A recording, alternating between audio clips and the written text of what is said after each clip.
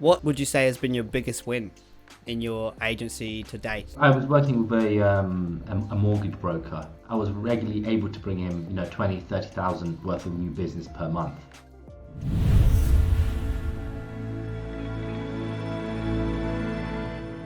G'day friends, welcome back to another video. Well, I say another video, but it's actually our first in a series. My idea initially was to bring on a bunch of different digital nomads from around the world. Here with me today is my good friend Karim. We met in Bali actually a little while ago. Met in Bali in a entrepreneur hostel where we gathered a nice group of friends together, and we traveled around Bali and shared lots of great business ideas as well. Yeah, so good. And where are you now? You're not in Bali anymore, are you? No, unfortunately not. I'm in very, very cold Poland. Right now it's -2 degrees outside with snow covering pretty much all of the floor. So my name is Karim. I run a marketing agency called Carpe Diem Marketing. Predominantly we used to be very real estate focused. But over time, I've decided to kind of branch out and be more available to other businesses. Now, I started about 3 years ago, and essentially the goal was for me to be able to live and work wherever I want, and that's kind of the reason why I jumped into running my own agency. And then obviously COVID hit, and I pretty much lost all of my clients. So it was a bit of a disaster, but again, I think it's great that I got through that period, because if I was to start again at zero, which I have done multiple times, I can just bring myself back up from it pretty quickly. That's some really good gems there. So the fact that you were able to have that confidence now from that journey that you've gone on and be able to back yourself and say, even if this business venture doesn't work out, you know how to start an agency now, you know how to run an agency. Over the past 3 years, where have you been? Where's this agency allowed you to go? It actually started this year because I wasn't comfortable enough to just drop everything that I have in the UK. I'm from the UK. And I wasn't comfortable enough to just drop everything and just go and travel because, firstly I was a little bit scared. Let's be honest, it's quite a scary move to just drop everything. I was just a little bit worried, and I felt like to push myself out of my comfort zone, I needed to do something really crazy. Moving away from wherever you're living and just traveling the world with just a suitcase is a big step. In March, I went to Dubai. So I went there for 2 months. I didn't really like it because it's not my kind of vibe anyway. More about living in the moment and enjoying the people around me as well. So after Dubai, I stayed there for about 60 days. I decided to go to Vietnam. Don't know why Vietnam. I just decided to do it. It was last second. It was I literally booked the trip about 2 days before going. And I was just like, nice. There's an empty space on the Emirates, let me just jump on it. Just do it. I started my journey at Ho Chi Minh, which is formerly called Saigon, which is a really big, busy city, massive city. I managed to find some people I could speak to, but the majority of the time in Ho Chi Minh, I was just walking around with my phone on Google Translate. After that, I decided to go to Da Nang, and Da Nang has to be probably one of my best destinations I've ever been to in my whole life. I loved it. It was amazing. I love Da Nang. You have the sea, you have the city, and you have the mountains, you have the beauty, you have everything in one place, and I think it's quite rare to find that. What do you think some of the pros and cons of being a digital nomad is? Biggest pro for me is obvious. I think it's the most obvious one. It's, you live life on your own terms. You don't really answer to anyone. I mean, it depends on what path you've gone down. Obviously, if you still have a job that allows you to be a digital nomad, then you still do have to follow a certain path, wake up at certain times, have deadlines for certain times. But it's just the ability to be able to say, you know what, I'm sick of this place, pack your shit and go. And I think that is the biggest pro for me. However, there are multiple cons, I would say. You can get a bit lonely, in all honesty. And when I say that, it's because you're traveling and other people are traveling too.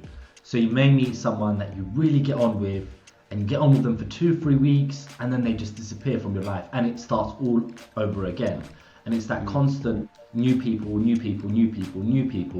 which it can get a little bit sad, if I'm totally honest, because it's just you can't really build those connections with people that you really require as a human being.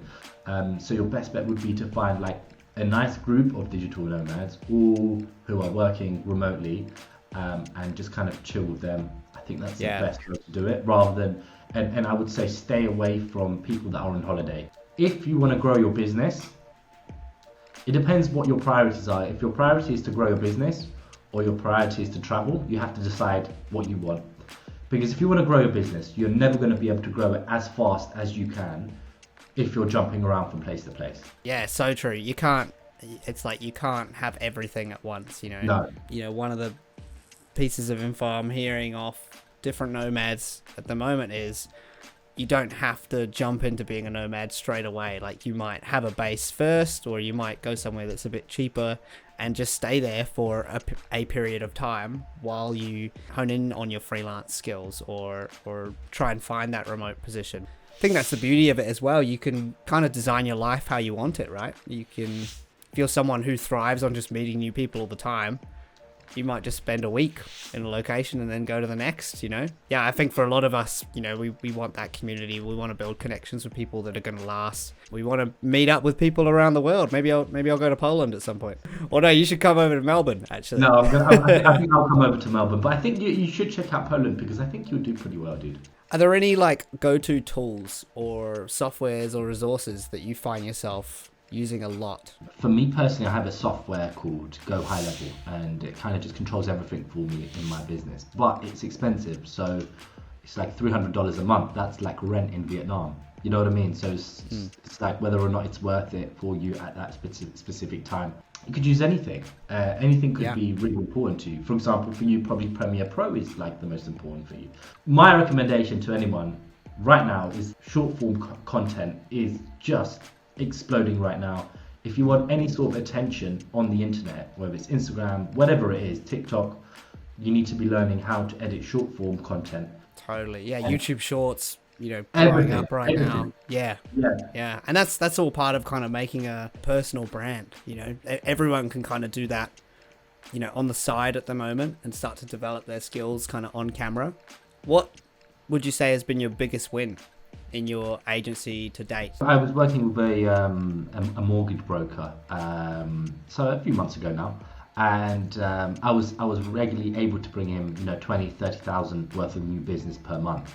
Transitioning to thinking about more about the service that I deliver, because it's not that hard to get clients, but it's hard to keep them. If you get 5 clients in 1 month, but you keep them for a whole year, that's much better than getting 1 client, having 5 new clients per month, and you're gonna grow tired. Positioning yourself to the point where they're gonna say like, hey, I need Karim to stay for not just 3 months. I need him to stay for the next 3 to 5 years, because we're seeing sustained growth, and he's done so much in the first couple months of working with us. So what would be your advice for someone starting out in this area?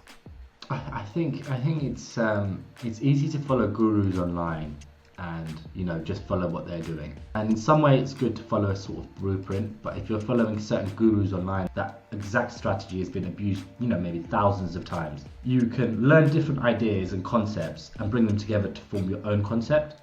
And I think once you start doing that in terms of like outreach, service delivery and everything, you become more of a complete agency. So what I would suggest that you do is actually start to learn some actual basic concepts of marketing first before actually just diving in. Although you can hire people out left, right and center, let's just say that you've just started and you can find a contractor who's really good. Why would that contractor even want to work for you? You need to ask yourself that, because why wouldn't a contractor just do it themselves? You need to have your proposition, your value and your offer really dialed in. Running your own agency could be like really overwhelming for a lot of people, and they wouldn't really know where to start. What skills do I need to be a successful agency owner, and what problems am I going to solve for these clients? You need to know everything to a basic level so that you can explain it to someone else. Because if someone asks you, you're on the phone with someone and they say, hey, can you do my SEO? If you don't know what SEO is and you can't have a basic understanding right there and then what you can do for that person, you're not going to get it. What's the future of owning agencies or service-based companies? I think that there's been a massive influx of them in the last few years, especially over COVID. But what you'll find is that a lot of them die out. I think over 95% die out. Yeah. And it dies out because there's no sales. Sales is the most important thing. and the ability to learn how to sell is something that you must learn as being an entrepreneur, business owner, whatever it is that you're doing. You'll never be poor. You'll always be rich, because the value you provide from that small part of the whole process it is massive.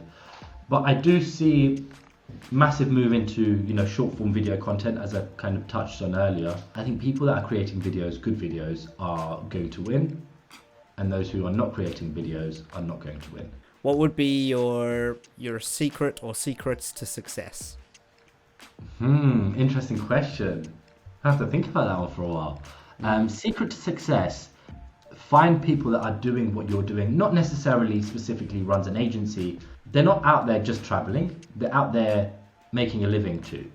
And as soon as I kind of found those people, my mindset changed. Whoa, this is incredible. Like, what is even going on here? Like, everyone here is like remote working. But I feel like once you can stop thinking and stop caring about what other people think, and just focus on being you and the best version of yourself, you attract the right kind of people to you. Anything that makes you scared is the right thing to do.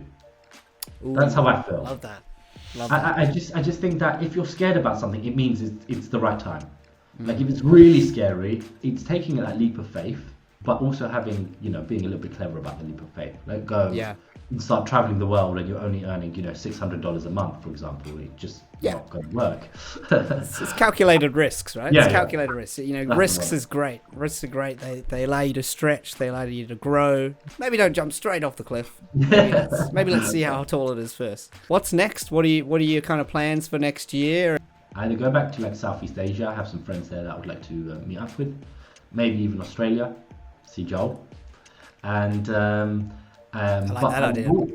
Yeah, I love that too. I would love to go to Australia. I will come soon. Don't worry, dude. We'll do something. And I would love to go to South Africa. I think that's one of the highlights for me. I would love to go to Cape Town. I have one of my employees lives there, so it'd be easier to kind of blend in. And he's pretty awesome. And maybe even South America. Look, the world is your oyster. Like, I just so don't many want to give myself too many choices. Like, it's just too much to think about. Oh yeah, so much to see. So little time. South Africa thing is so good to have a local there to show you around as well, give you that extra experience. Do you remember that dude we met in that hostel? He was from South Africa. Do you remember him? Yeah. I was messaging the other guy we met from Argentina. I was traveling Spain recently, and I was trying to catch him in Spain, but he was too fast. He kept going around all the surf spots, and I couldn't catch up to him. Oh, I see. Okay. But we were messaging. That's why WhatsApp's amazing. Text anyone whenever, any country, any phone. It's so good. Yeah, it's great. Thank you so much for jumping on. Pleasure. For him, everyone. So many different topics to tackle, right? I feel like we just brushed over so many different things there. I could go into a lot more detail about everything that you've basically spoken about, but like that would just take hours and hours. Thanks so much for jumping on. We'll catch you soon. Awesome. Been a pleasure. Thank you.